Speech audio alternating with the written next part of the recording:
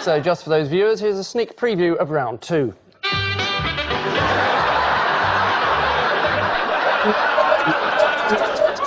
In the news this week, in London, an exhausted Robin Cook comes to the end of his streak for charity.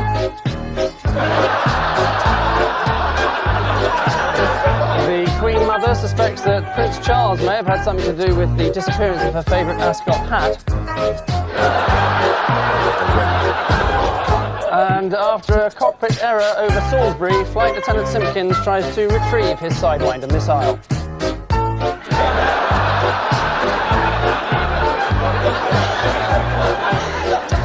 On Ian Hislop's team is the man who's made a career out of making people disappear, as our viewing figures for tonight's show will sadly prove, Paul Daniels.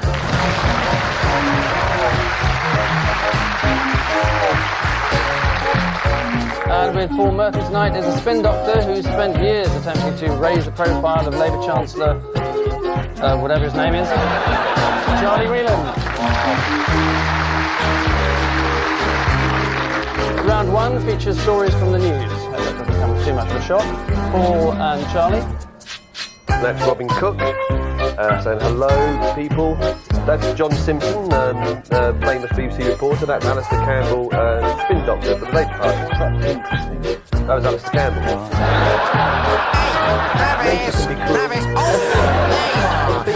Farmer Pickles wants you down at the pond. He says it's very urgent.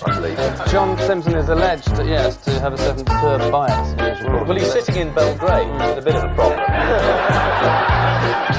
And his major fault seems to be that when the bombs come down, he doesn't say, all the Serbs are running around saying, great NATO, more, kill us, please. Well, normally when the government complain about the BBC's treatment of something, the BBC just give in. I remember we had problems with some bloke called Mandelson.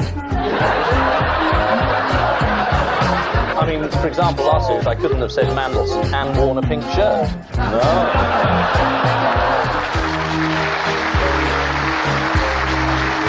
So, yes, who was NATO recruited this week? You did mention his name earlier on.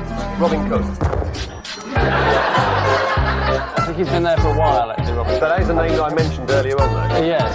Robin Cook said that Simpson should come home. To something Cook's wife used to say to him, but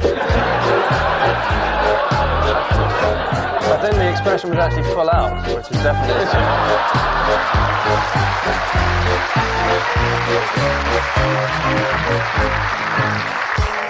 NATO has actually recruited Alistair Campbell. As what? A mascot?